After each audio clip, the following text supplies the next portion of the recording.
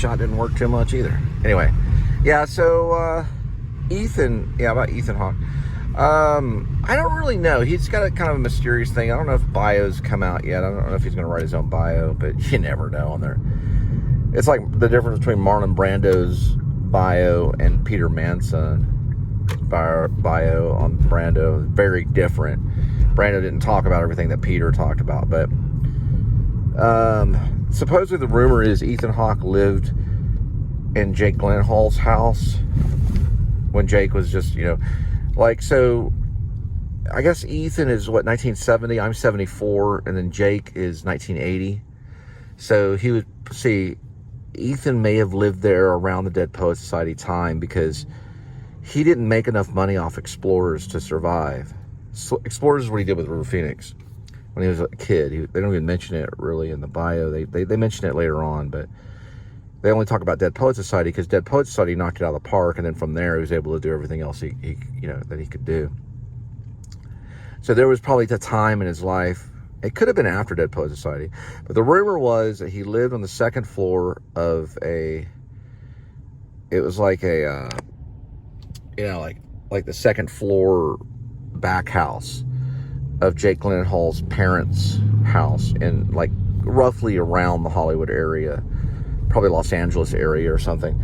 I never understood that. Like, was he not making enough? It was like he was living in a back house. So eventually he got it together and was able to get a decent place in Manhattan. And then he eventually became a film director. So he's also a film director, which is even a bigger gamble than everything else because, it's all a gamble, but film direction, you're either in or out it. If you don't do well in your first film, it's very hard to raise the money to try to do another one. But if you love it enough and you are famous, like if you're a movie star and you love it enough, you should be able to direct 2 or 3. Even Paul Dano's directed one, and he recently acted on stage with Ethan in True West, and he's a pretty big movie star. So they all compete in both aspects of everything. So they're gonna make a great movie, or they're gonna make the greatest movie they can, because you have to be given the money to make a movie. You don't have enough as a movie star, at least you're like Tom Cruise, like, he made his own production company to make movies. He's a bigger success. So in that case, yeah, you sometimes can be a film director if you want to be, if you want to make a movie. A lot of them will. But what I'm trying to say is that one movie can cost your entire, savings. They may have like $170 million net worth, but one movie can cost that entire amount. Like Francis Ford Coppola did with Apocalypse Now, where he pretty much put up every single penny to get to the Philippines and start making one of the biggest war films of all time. I don't know why these people are going forward. Yeah, I know. I'm like, what in the world? You're not supposed to do that. I guess I'm supposed to show what you're supposed to do. You're supposed to stop. Doesn't matter if it's green or red. And then you pull over. Yeah, that's like an emergency, Okay. Anyway. But that's what I'm trying to say is,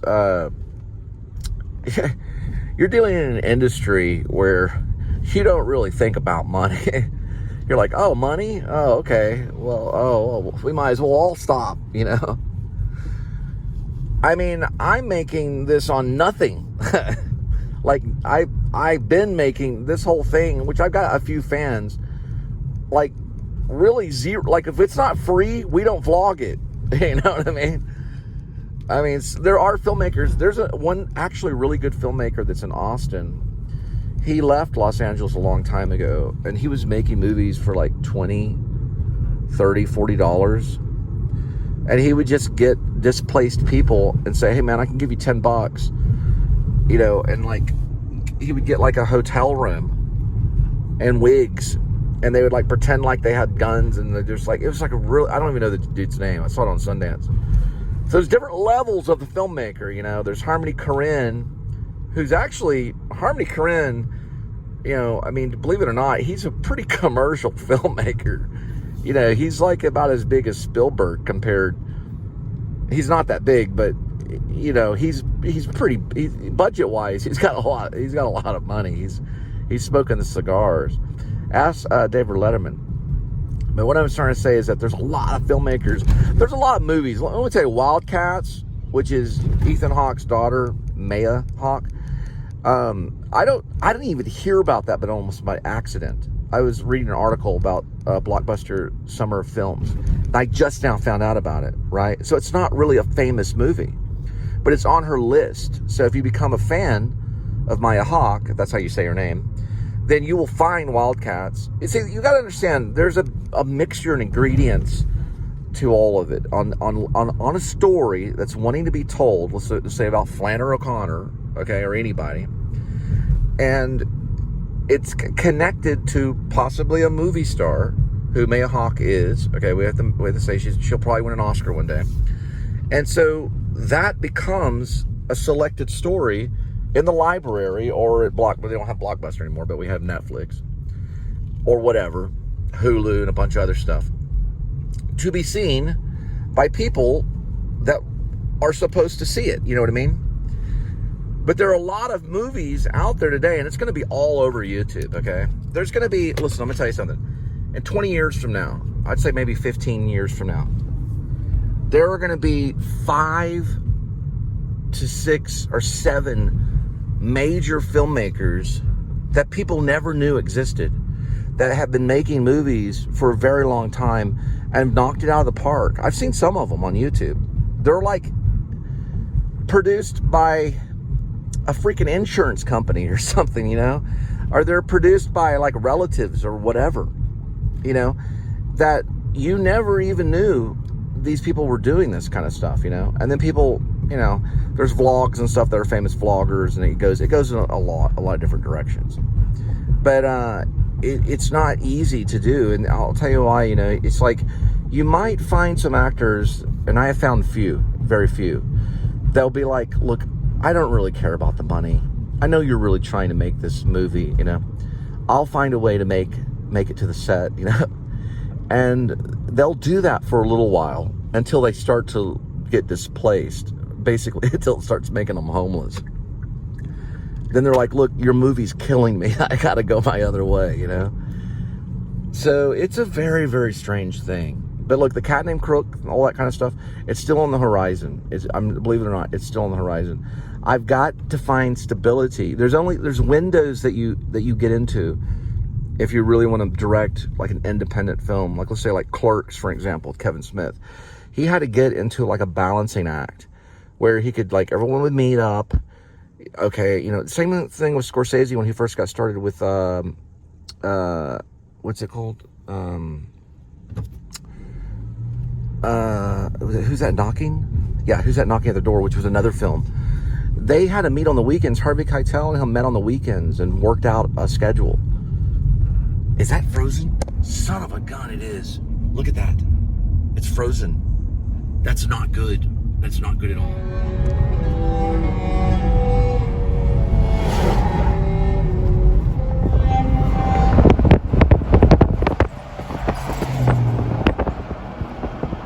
So when it freezes, and I mean this thing right here, it's deceiving, okay? When it freezes, it becomes deceiving. And you think, oh, I'm on the right road. Nuh-uh.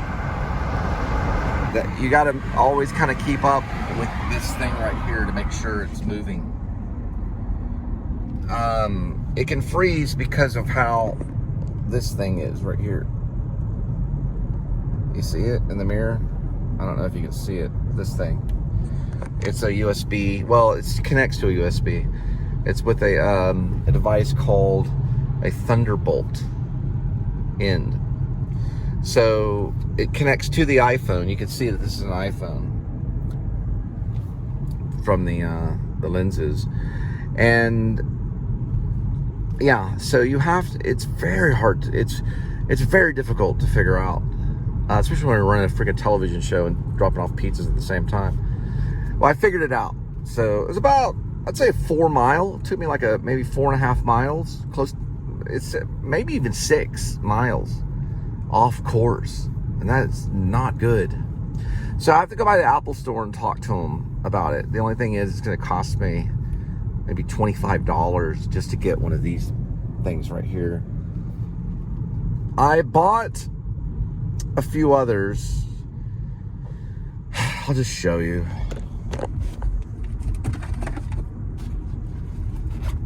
Right here. Now that's an older one right here. This is the original. That's what the original looks like now. This one would never have any problems, but look right here. I used it so much. It starts to crack. That's the Thunderbolt right there for the USB. They changed this to a C drive, or it's not a C drive. It's a C charger, I guess you would call it. This is one that does not work as a USB cord. It works as a charger, really, only. It will act as a USB cord, but not very well. It's a knockoff. You can see the cable and everything, but it'll actually charge. I have to keep an eye on this to make sure it's moving. So, anyway, that's what I'm dealing with, boys and girls, as we're doing a television show, or YouTube show, I guess. All right, whether this one was created by Apple, I'm not for sure. It could be a knockoff. We're looking at the tag now. So it does act as USB. That means I can do what's called Apple Car. That looks like a knockoff, maybe. So it's not the original. So that's why it's freezing. And you can kind of see how it doesn't have a smooth, see how it's kind of jaggedy after you've curled it? Okay, I'm going to show you the difference. That's how brilliant Apple is. This is hard to do. Let me see if I can get the other one. Okay. There it is. It's right here. Look at the way that it coils here. There's no... See? There's no flaw. It's almost organic, the way that it curls. That's the original, okay? The other one will be all jiggity and jiggity jagged. That doesn't work good for USB. That's what I have to use right now, okay? All right.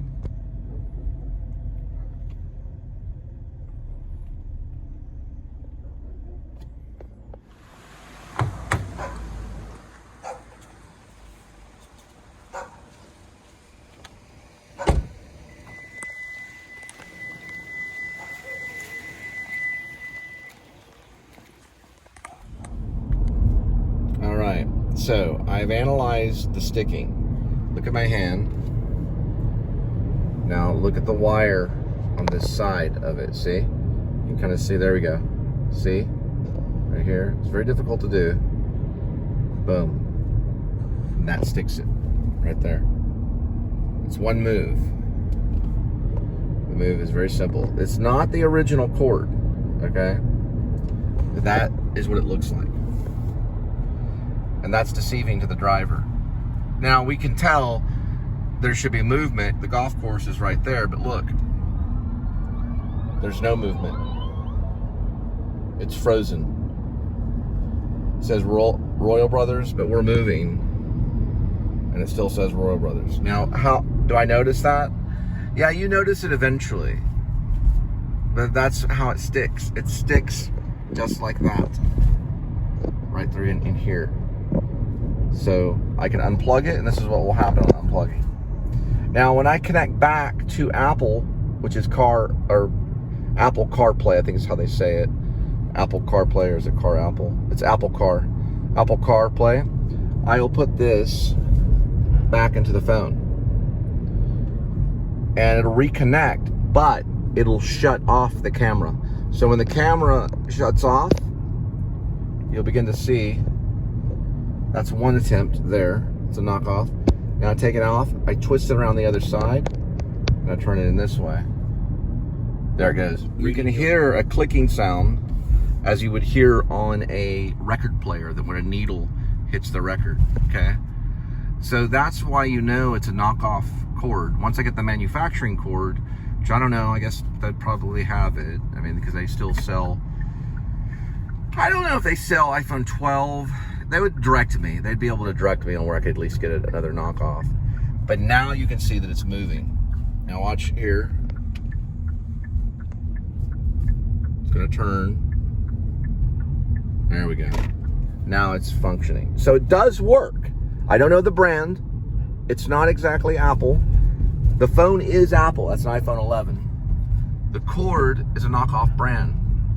It's the only one that will work. The other one does work, but not in the functioning physicality of the show. Now you're like, what does that mean? That means the show needs dexterity. Look up the word dexterity.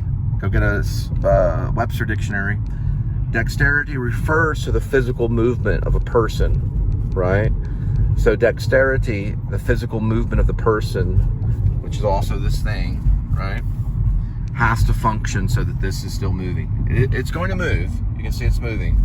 There's the river that we're just now passing. So you can see that it is moving. So it does work.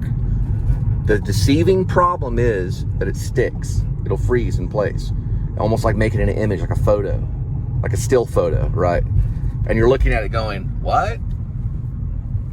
Okay, now if I weren't doing the show, oh yeah, absolutely 100%, I'd catch it.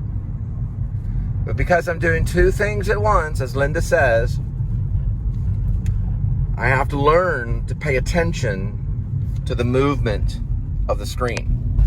It's doing that because it's dark outside and it's changing, or it's light outside or whatever. So it's changing the light. It's functioning. But it's not completely 100%. All right? I just wanted to throw that out there. The show's also about delivery. 835-9, 4.5.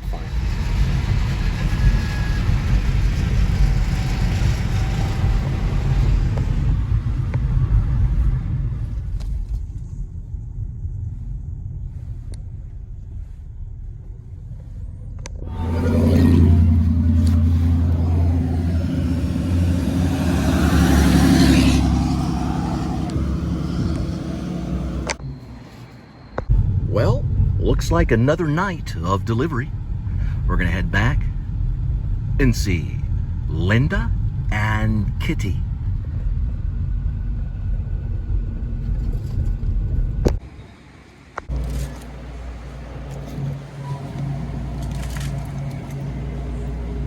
See if they have a cherry one. I don't like the vanilla one that much. Yeah, they do? Okay, yeah, the cherry one's a little bit better. I get 1 0 and then 1 regular. I don't know. I hit print. Well, I told Christoph Waltz they could not get a hold of Gary Oldman. I wrote the role for Gary Oldman. I can't get a hold of him, so what's the point? Anyway, I got Coca-Cola Cherry, which is regular, and I really should be doing diet. This is zero. This is 0 sugar. They're pretty good. I like the Diet Pepsis. They're actually, the Diet Pepsi Cherry is actually pretty good. I'm going with the peanut butter, if I can find it. Here we go, hang on. They're getting real weird about the napkins at 7-Eleven. You have to get the napkins behind the counter. Well, people come in and take a bunch of napkins. Yeah, maybe they do, because they want to wipe their butt. Peanut butter. $1, you get 2 cookies. Yes, we're gonna do cookie. Gary Oldman. You know, these film actors, I don't know, I always liked Brando because he didn't put up with any crap. Brando didn't. He'd laugh at the directors, and to attempt to even direct Brando was a comedy in itself. It was peanut butter. I know Gary Oldman would be difficult, but I'm not going to give him hardly any direction. This is peanut butter. Cookie. The only thing I would tell Gary Oldman, and what difference does it make, you know? People have to be directed. David Lynch used bubblegum cigarette with a lot of the actors. He'd say bubblegum or cigarette. I'd probably do something similar with Gary Oldman because they're already where they need to be. It's only like toning it for the sake of the medium, they can't see their performance. They think they can see it in their head, but you have to tone it and color it because you're the painter. Now the professional, Leon, the professional, there was a simple joking around when he said, "Bring me everyone," of that cool segment, right? He was joking around in that. So try it this way, and he just was jokingly doing that, and they used the joke. So you never know. There's that Clint Eastwood style where he doesn't even say action, he just films. You never know what you can use, but they did tell him to do it that way, as like a joke or something, you know. And he wasn't joking. Just like Chris Penn on Reservoir Dogs at the very end. It was a great performance by Chris Penn. We lost Chris Penn. He was a good actor. I don't talk a lot about Sean Penn. I do that on purpose. He's kind of seen as a criminal. I know he's not. But Sean is by far the closest to Brando. If you want to really talk about Marlon Brando, everyone's talking about Marlon Brando. There aren't really any actors that are as good as him. Johnny Depp is really nothing like him. He's like the antithesis of Marlon Brando. But if there's anyone that's kind of like Marlon Brando, it would probably be Sean Penn. Probably at that level. I mean, Brando, he'd knock you out, and he had done so. Brando had was doing a play in New York and went up to this actor that asked him if he liked boys or girls, and he planted his foot in the scenery, reared back, and knocked the guy almost completely out. They had to pick him up in jail. That was a real story. It happened in the stage, though no one saw it happen. He cleaned up later on, because Brando was pretty wild.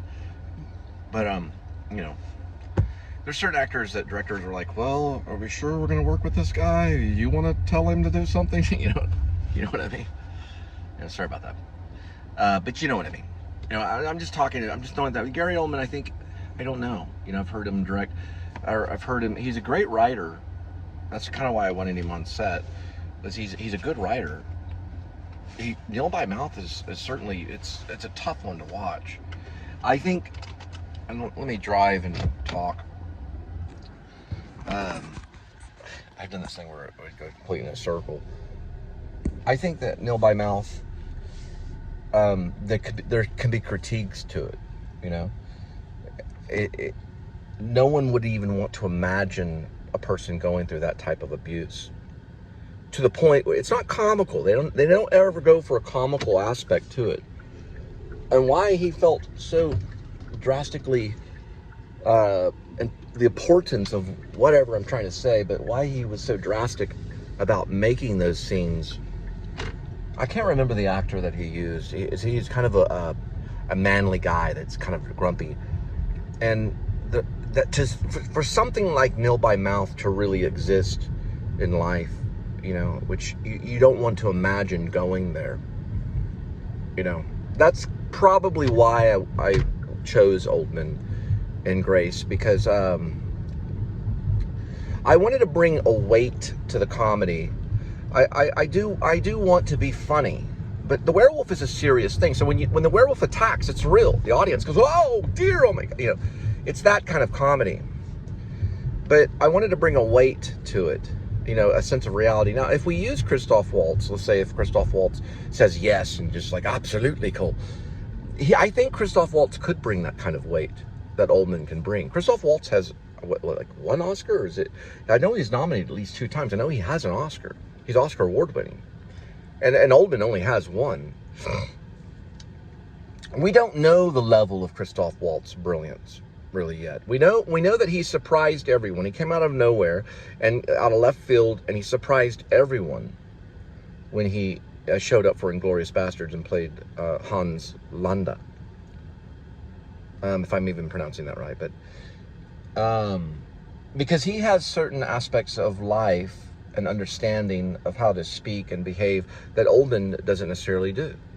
And if Gary Oldman was in that, which I know he was probably considered possibly, then it would have been a different film altogether. And what I also have to say about Gary Oldman too is, I think The Darkest Hour is a great movie. I have not seen it, but I know that it required quite a bit of makeup, and there was something there. The clip that I saw probably was the one that got him the award, and that was the one where he's talking about the horses, and which led to Slow Horses, right? There's always that connection, like Rambo with the hunting knife in Rocky, which led to Rambo. Well, he did Rocky and he had a hunting knife. He talks about horses, how the horses are going to have to pull the equipment across the border, meaning they'd have to use horses to move the equipment. I think he's talking to FDR or Truman, one of the two. I think it's FDR. I don't know if Truman, I may be, we're all off on the history, but I think it would be an FDR. He'd have been talking to FDR, Frederick Roosevelt, about the fact that they didn't have a way to get him what he needed. We're talking about The Darkest Hour, which is Churchill. So he's kind of in this room, which he really did this, so they really did research. He was in this room by himself, like on a bunk bed. Many people have ran businesses this way, trying to keep a business alive. They slept by their work. They didn't leave the work at all, ever. So that's kind of what Churchill did. They slept, they would sleep by the work. They'd sleep with the work. I think we all do it. I do it with this show. I mean, I know no one takes the show serious, and it only has 800 subscribers, but to me, that's a big deal. 810 subscribers or whatever we have is a big, big deal to me. And to me, and playing the game of whatever we're playing, either it be Adam the Woo or whoever it is, it's a serious game. But with Churchill, this was, possibly protecting the world, and he was in this same boat, probably, in a way, maybe. This is a YouTube show I'm talking about, but I just watched this other thing with Anthony Hopkins playing Hitler, and listen, Hitler and YouTube are like the same thing almost. Hitler and YouTube, it's all over YouTube. They've got so many documentaries on Hitler and movies about Hitler, and it's all on YouTube. At least it's on my channel. But The Darkest Hour, I did watch it, and Hitler is part of it, but he's only in the distance. He's only in the dark. And we're dealing with Churchill, who is making decisions that are going to overthrow and possibly kill this dictator that's threatening his country and the world, right? So he had no choice but to live and sleep, just like a method actor or something, to live and sleep this role of being a dictator. Well, not a dictator, but a ruler, I guess you could say. I don't know what you call Churchill, really. He wasn't, I don't know if he was,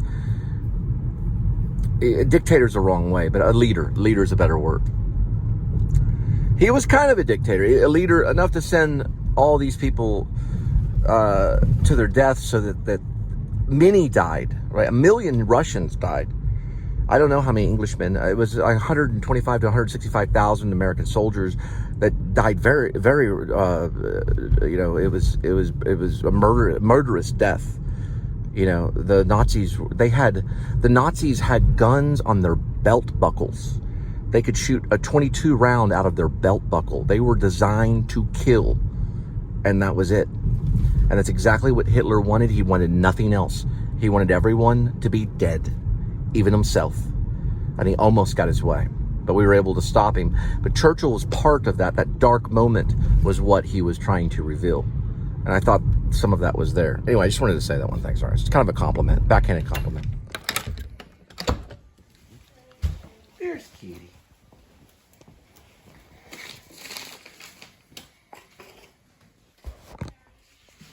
Yeah, I got it. Hello. Yeah, I got you. I got you. I know there's dirty shoes.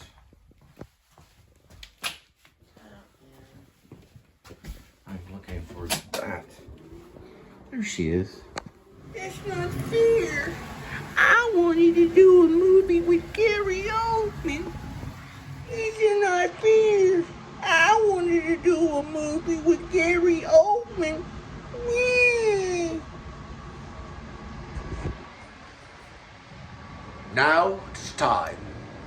be to have my pizza. These are the moments of the day that I enjoy. I'm leaving. Huh? You can come at town. Look, it's pizza. I have to get to work at 8:30 in the morning. 8:30 in the morning? Okay, I'll keep it down. Sorry about that. Please. Here, give me a kissy. The Persians. The Perusians. This is all my gold and silver and diamonds in the world.